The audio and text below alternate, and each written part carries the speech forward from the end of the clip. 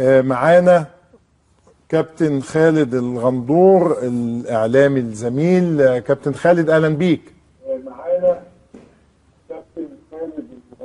كابتن خالد نوطي التلفزيون اتفضل. اهلا بيك يا استاذ وائل. اهلا بيك اتفضل. اهلا بيك اتفضل.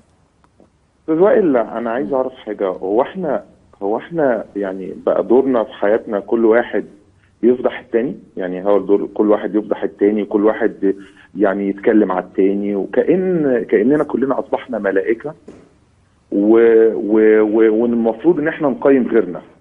للاسف احنا في مجتمع اصبح كل واحد فينا بيعمل الغلط وبيقيم غيره، ما بيقيمش نفسه. يوم القيامه ربنا سبحانه وتعالى لما يجي يحاسبنا، الاب والابن ملوش ولا ده له دعوه ابوه ولا بابنه ولا ببنته، كل واحد هيتحاسب. هيروح يوم القيامه هيتحاسب قدام ربنا، ولا هتفرق معاه بنته على شماله ولا مراته ولا ابنه، ولا كل واحد هيتحاسب يوم القيامه. نمره 2 القضيه المهمه يا استاذ وائل. انا دلوقتي عندي، حضرتك بتروح مارينا ولا لا يا استاذ وائل؟ بروح كلنا حضرتك بتشوف مارينا في الصيف عامله ازاي؟ بس انا الحقيقه عشان الشغل ما بروحش يا خالد، بس يعني طيب بروح شواطئ يعني. نمره 2، مش في بعض الاعلاميات او الاعلاميين بيستضيفوا رقاصه مثلا؟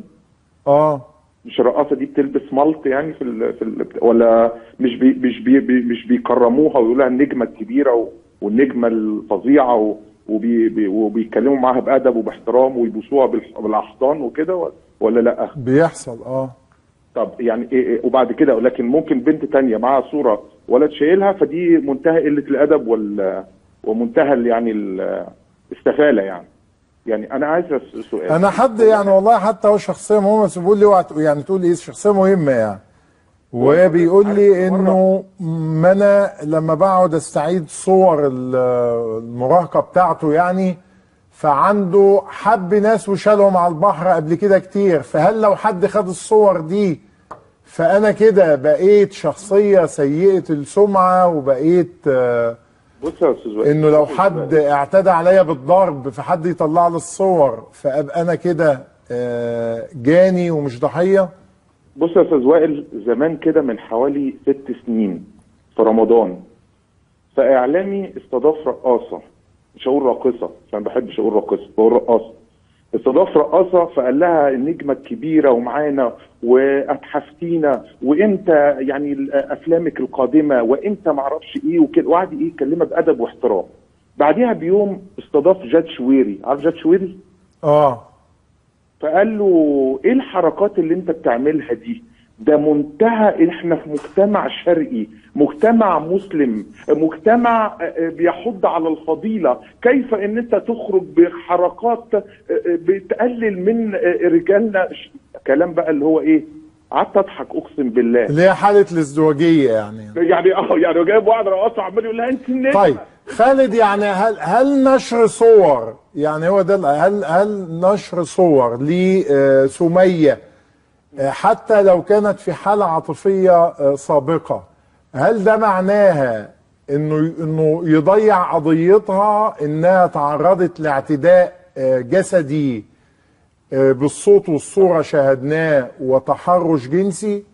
طب اللي هي القضية الأهم دلوقتي يا استاذ وائل، أنا حضرتك إعلامي من أكبر الإعلاميين في مصر، وأنت عارف أنا بحبك جدا وبحب أتفرج عليك على طول. الله يخليك. بحب أتفرج عليك على طول. استاذ وائل، أنا دلوقتي طب هقول لك حاجة، تخيل مرة في لعيب كورة دخل مستشفى، فعرفت إن هو دخل مستشفى عشان خد فياجرا. انا بكلمك بجد والله. فالناس مش لو عملت خبر زي ده الناس مش هتهتم بمرضه قد ما هتهتم بالفياجرا. وكانت مين؟ فريق الاعداد وكان واخدها لمين؟ بص فريق الاعداد جه قال لي ده خبر وخد والسبب كذا، قلت له طبعا مش هقول يعني. قال لي ليه يا كابتن ده خبر؟ قلت له انا مالي، انت بتهزر ولا ايه؟ اقول لعيب كوره دخل عشان اقول له سلامته وربنا يشفيه، انا مالي؟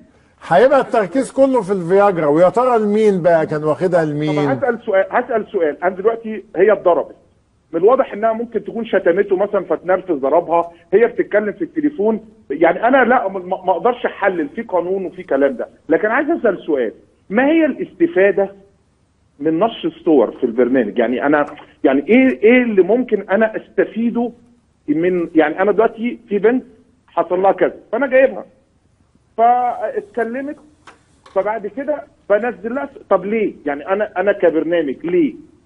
يعني انا عايز اعرف ليه. يعني انا دلوقتي اقسم بالله العلي العظيم انا ولا شفت الصور، واقسم بالله العلي العظيم مش هشوف الصور. تمام؟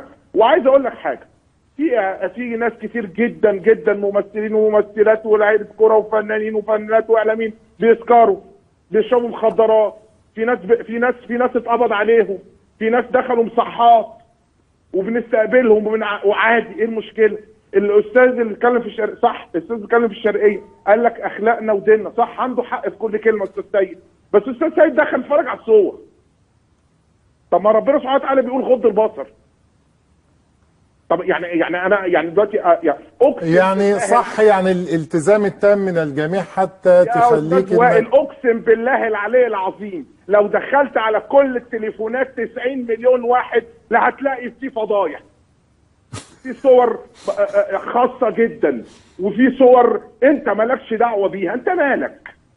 ما اللي يعمل زي ما برضه ربنا سبحانه وتعالى ده مسلم، ده مسيحي، ده ما اعرفش ايه، ده بيشرب، ده ما بيشربش. هتيجي يوم يا عم ما تشربش، لا انا هشرب، خلاص اشرب، انا مالي يا عم، ربنا اللي هيحاسبك. لكن هروح اقتلك واذبحك واقول الله اكبر لقد نصرنا الدين الاسلامي. ايه في ايه؟ انا مالي؟ انا بنصحك، خدت بالنصيحه اهلا وسهلا، ما خدتش بالنصيحه خلاص. لكن لو احنا بنتكلم على الفضايح لا. طب هقول لك حضرتك حاجه، مش كان في خناقه في زوائل مع حضرتك وحد تعدى باللفظ عليك السبكي ولا لا؟ طب حضرتك اللي بيتكلموا دول ما بيخشوش الافلام دي؟ اللي بيتكلموا بيدخلوا، ما هي الافلام بتحقق والمبادئ والقيم، ما بيخشوش هم افلام ويشوفوا ناس ملط وناس بترقص. بقول لك يا استاذ وائل، مين نجمه مصر دلوقتي؟ مش الاستاذه صفينار؟